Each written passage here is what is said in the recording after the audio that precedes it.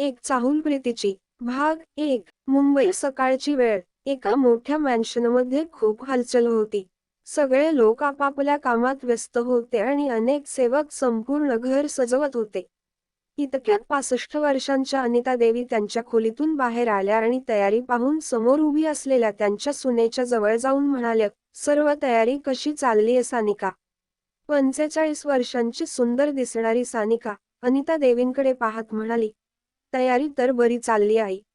पण हे समजत नाही की अधिराजने अचानक लग्नाचा निर्णय का घेतला. यावर अनिता देवी म्हणाल्या, माहिती नाही सानिका कधी काय चालतंय त्याच्या मनात. आपण त्याच्या निर्णयाच्या विरोधात काहीही करू शकत नाही. हे ऐकून सानिकाने एक दीर्घ श्वास घेत उत्तर दिलं, हो अगदी बरोबर म्हणालात आई. असू दे, मी बाकीची तयारी पाहते. सानिकाचं बोलणं ऐकताच अनिता देवी म्हणाल्या, ठीक आहे. अनिता देवी या अधिराजच्या आजी आणि सानिका अधिराजची सावत्र आई आहे. ज्या घरात सध्या त्या दोघी उभ्या आहेत, ते देशमुख मॅन्शन आहे. जिथे या घरातील मोठा मुलगा अधिराज देशमुखचं लग्न होणार आहे. ज्याने काल रात्री अचानक त्याच्या एका बिझनेस पार्टनरच्या मुलीसोबत, सुहानासोबत, लग्नाची घोषणा केली. अधिराज देशमुख देशातील एक प्रसिद्ध उद्योगपती आहे. त्याचं कुटुंब मोठं असलं तरी कुणाचीही हिंमत नाही की अधिराजच्या विरोधात काही बोलू शकेल, कारण त्याच्यासमोर कुणाचंच काही चालत नाही. देशमुख मॅन्शनमध्ये जिथे एकीकडे एवढी धावपळ सुरू होती, तिथेच दुसऱ्या बाजूला त्या घरातल्या एका खोलीत दोन मुली शांतपणे झोपल्या होत्या. इतक्यात सानिका त्या खोलीत आली आणि खिडकी उघडली. मग त्या दोघींना उठवण्याचा प्रयत्न करत म्हणाली, अनुष्का पिहू उठा दोघी, बघा सूर्य केव्हाच वर आला आहे.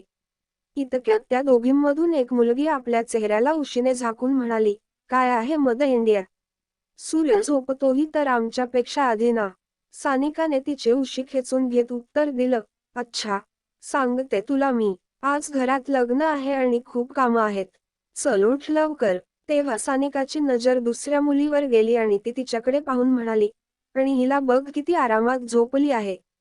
पिहू उठ बाळा. तेव्हा ती मुलगी, जे आईसी हेच नाव पिहू होतं, आपल्या सुरात म्हणाली, आंटी थोडं अजून झोपू द्या ना.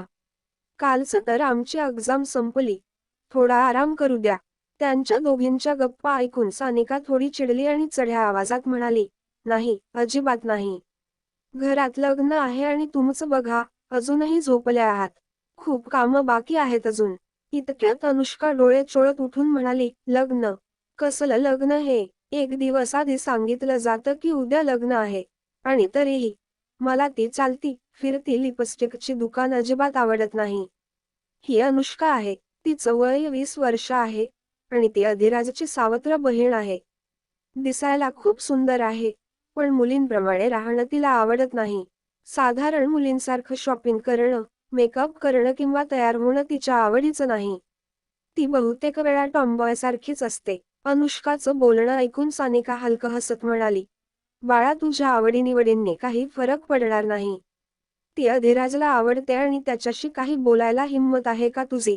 तेव्हा पिहू उठत हसत म्हणाली, त्या डेव्हिलशी. ही त्याच्याशी बोलणार. आंटी, तुम्ही कदाचित विसरलात की अनुष्का फक्त आपल्यासमोर शेर असते, पण आपल्या भावासमोर एकदम भिजलेल्या मांजरासारखी होते. पिहू म्हणजे अनुष्काची बेस्ट फ्रेंड. ती नेहमी परीक्षेच्या वेळी अनुष्काच्या घरी राहायला येत असते. पिहू एक अनाथ मुलगी आहे. तिचं वय 20 वर्ष आहे. ती दिसायला कोणत्याही अप्सरेपेक्षा कमी नाही. पिहूचे डोळे घे रंगाचे आहेत. ओठ गुलाबाच्या पाकळ्यांसारखे पिंक. तिच्या डोळ्यांना मोठ्या पापण्या, केस थोडे लांब, गोरा रंग आणि उंची 5'3" आहे. पिहूचं बोलणं ऐकून अनुष्का चिडून म्हणाली, अच्छा, मी भिजलेली मांजर आणि तू. जसं की तुला कळतं की दादा घरी आला की तू रूममधून पायही बाहेर काढत नाहीस आणि मला बोलते आहेस.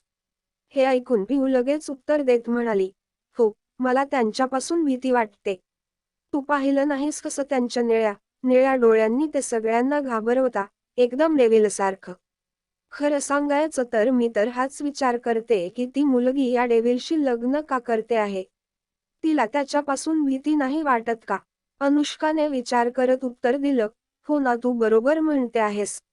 इतक्यात सानिका त्यांची गप्पा मध्येच थांबवत म्हणाली, तुमचं झालं असेल तर लवकर जा फ्रेश व्हा आणि लगेच खाली या. यावर अनुष्का चिडत म्हणाली, ओके मॉम, असं बोलून बाथरूममध्ये निघून गेली. सानिकाही रूममधून बाहेर गेली. काही वेळानंतर पिहू आणि अनुष्का फ्रेश होऊन खाली आल्या, तर त्यांनी पाहिलं की संपूर्ण मॅन्शन सुंदर सजून तयार झालं होतं. हे पाहून पिहू अनुष्काच्या कानात म्हणाली, काय मस्त दिसतंय घर, अगदी नवरीसारखं सजवलं आहे. अनुष्काने लगेच उत्तर दिलं, हो, कारण जर असं सजवलं नसतं, तर माझा डेव्हिल भाऊ, त्याने कुणालाही सोडलं नसतं. पिहूनेही होकार देत म्हटलं, हे खरं आहे. त्यांचा गप्पा सुरू असतानाच त्यांच्या कानावर तिसऱ्या मुलीची आवाज आला, जी चिडून बोलत होती. हे काही बरोबर नाहीये आजी. किती कमी वेळ दिला आहे दादाने तयारीसाठी. मी तर शॉपिंग सुद्धा करू शकले नाहीये. ही सोहा आहे, अधिराजची सख्खी बहीण. तिचं वय 24 वर्ष आहे आणि ती एक स्टायलिश मुलगी आहे. सोबतच आपल्या शहराची फॅशन आयकॉनही आहे. सोहाचं बोलणं ऐकून अनुष्का तिच्या जवळ जात म्हणाली, ओ बेबी डॉल, हे बोलून दाखव दादासमोर.